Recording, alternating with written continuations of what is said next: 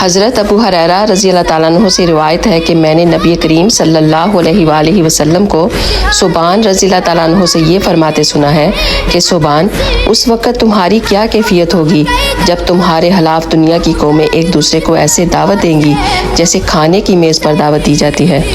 حضرت ثوبان رضی اللہ تعالیٰ عنہ نے عرض کیا، یا رسول اللہ، میرے ماں باپ آپ پر قربان ہوں، کیا اس وقت ہماری تعداد کم ہونے کی بنیاد پر ایسا ہوگا؟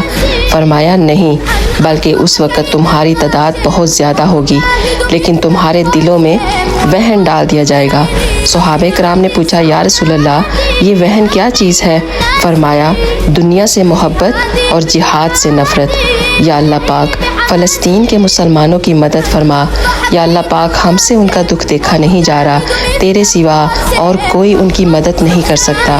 یا اللہ پاک، اپنے ہاں سے فرشتے بھیج ان کی مدد کے لیے۔ آمین یا رب العالمین۔